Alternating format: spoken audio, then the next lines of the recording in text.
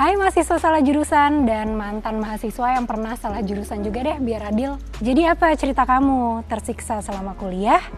Pindah-pindah kampus? Dan lulusnya ngaret? Masih mending, soalnya ada yang akhirnya DO loh. Nggak apa-apa, kelirunya nggak di kamu doang kok. Salah jurusan tuh faktornya banyak. Nah, di episode ini kita akan cari tahu apa atau siapa yang sebenarnya salah. Orang tua, guru BK, atau malah sistem pendidikan kita. Kami juga akan berbagi tips memilih jurusan dan saran buat kamu yang terlanjur salah jurusan. Karena nyesel boleh, tapi nyerah jangan dong.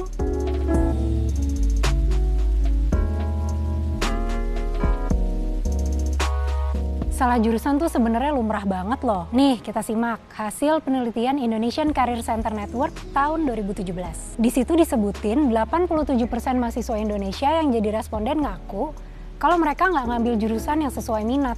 Wow, 87% loh. Ini berkaitan sama riset Youth Manual yang respondennya siswa SMA dan sederajat. Mereka ditanya tuh setelah lulus mau lanjut kemana. Dan tahu nggak, 92% bilang kalau mereka masih bingung. Jadi nggak berlebihan ya kalau kita bilang salah jurusan kayak fenomena gunung es. Banyak yang ngalamin tapi jarang diekspos atau diseriusin. Kami nanya-nanya ke Agniah Damayanti, Koordinator Career Development Center atau CDC, Visipol UGM. Katanya problem utamanya klasik banget nih. Kurang riset, nggak dapet info memadai, atau bahkan nggak tahu cara nyarinya. Jadi ada yang merasa ketika dia memilih, dia tidak mempunyai cukup informasi begitu. Atau mendapatkan informasi tapi tidak akurat gitu. Jadi apa yang dia bayangkan dengan apa yang dia hadapi ketika mulai kuliah itu berbeda gitu. Ekspektasinya berbeda. Kemudian ada juga yang sebenarnya sudah mendapatkan informasi tapi karena popularitas jurusan gitu ya. Jadi misalnya sebenarnya dia nggak terlalu passionate sama satu jurusan, tapi kemudian jurusan ini tuh populer dan rasio penerimaannya itu tuh sangat kompetitif gitu. Jadi dia memutuskan untuk ambil itu gitu. Itu dan ternyata setelah dijalani kok kurang nyaman gitu. Dia tidak merasa cocok di situ. Itu juga ada yang seperti itu.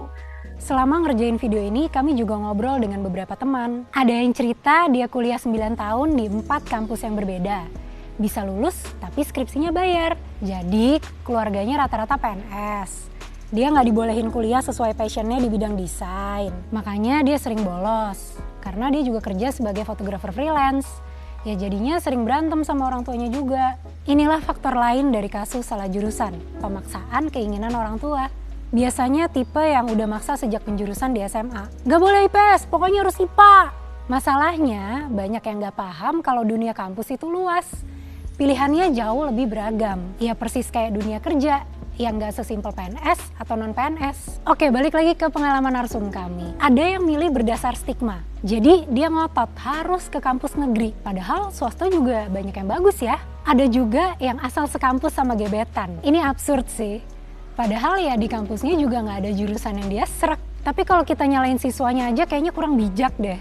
Justru kita perlu nanya, apa yang bikin mereka kemakan stigma, bingung, atau kurang riset?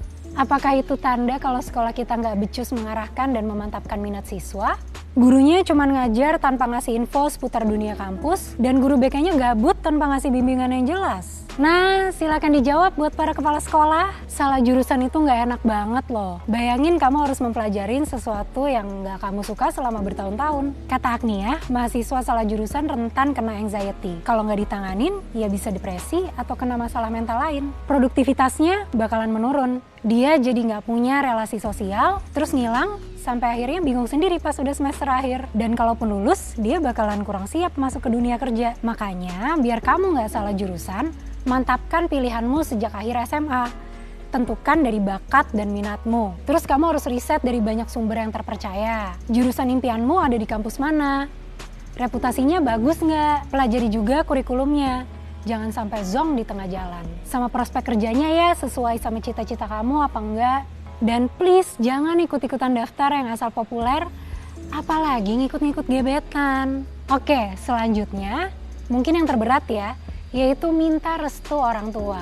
Kalau kamu bisa berkomunikasi dengan baik, mereka harusnya terbuka dan percaya sama pilihanmu.